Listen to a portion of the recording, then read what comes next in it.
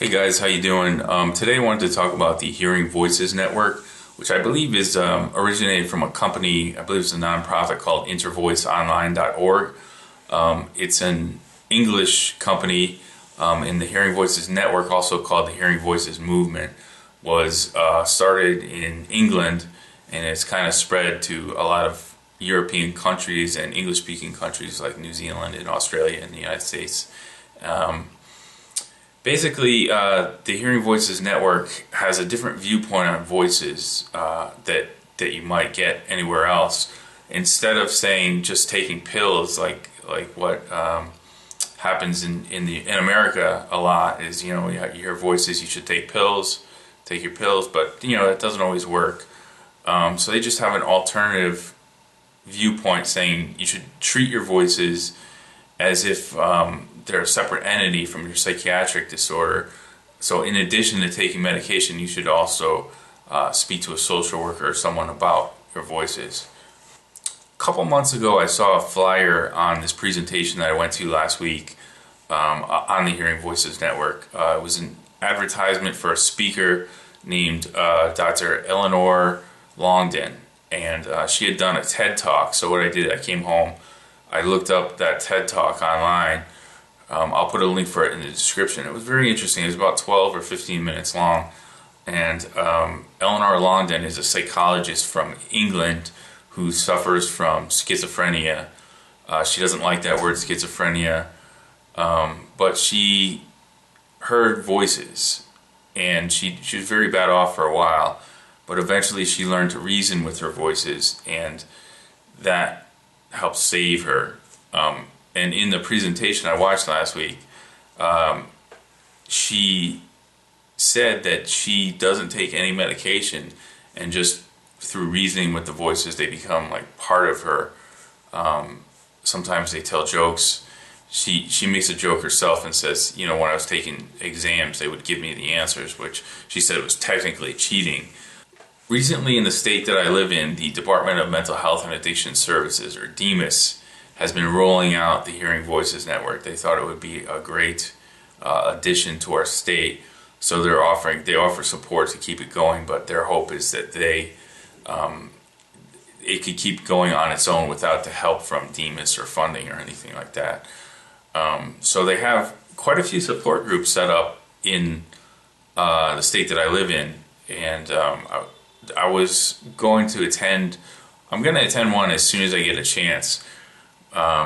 But it seems like, I don't know, it seems like a really positive movement with a lot of interesting things to say.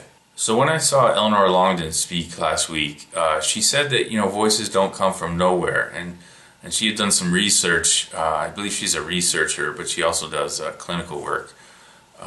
She had done some research saying that 93% of people's voices surround a traumatic event. And she gave this example of this girl who was sexually abused by her father when she was 12, and she would get these voices. It'd be a 40-year-old man, which was her father's age when he molested her, and an elderly woman who was mean and nasty to her.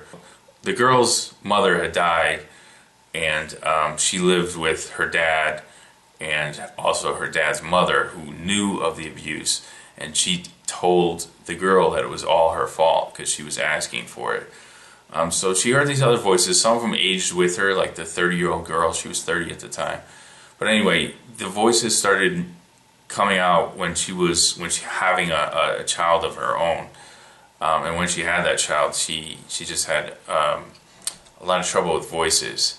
But basically, she says that 93% of voices come from traumatic events. It seems a little high, but that's what her research says so far. One thing that you might not know about me, excuse me, is in 2008 when I went on medication for the first time, I stopped hearing voices. Nowadays, I sort of hear voices, and to explain that, what I have are intrusive thoughts. One says the N-word, another one says, I want to kill myself.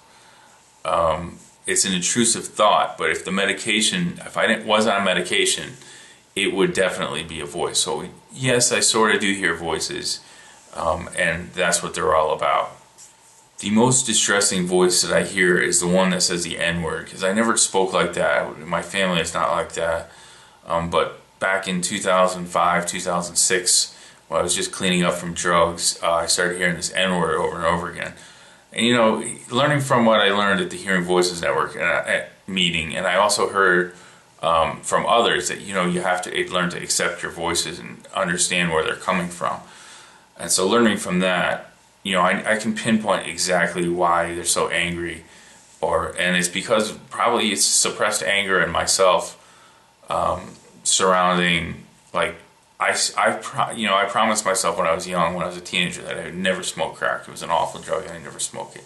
I tried it when I was about 24, 25 years old, and I became an addict. And to get drugs, I hung out in this really bad neighborhood in my state. It's probably the worst neighborhood in the state. And I'd get robbed sometimes, once at gunpoint. It was just a really nasty neighborhood. And then when I quit drugs in 2005, I learned, I started hearing voices. I had, while I was on drugs, I had developed full-blown schizophrenia, and I was just far removed from reality. So basically that's when the N-word voice started. And it's probably suppressed anger about that, and that's why I'm interested in going to the Hearing Voices Network support group to see if I can maybe work on some of that. I used to hear the voice that says I want to kill myself all the time. I began back in about February of 2012 on the 4-year anniversary of going to the hospital and getting on medication and getting diagnosed for the first time.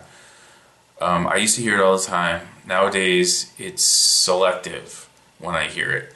One of the times that I'll hear it is when I get up to make something to eat when I'm not hungry. So in a way, it's almost like saying that, like, okay, you're doing this because you're not feeling well emotionally. But it's almost helpful, but it's, it says I want to kill myself, which is not a very helpful thing to say. Going along with what I learned, that voice does have merit, and I should try to understand it and not communicate with it, but maybe respond to it in a certain way. So I'd like to see how that could possibly work out. So I'm going to be going to a couple of the support groups for the Hearing Voices Network, and if you get a chance to see any presentation on it, it's interesting.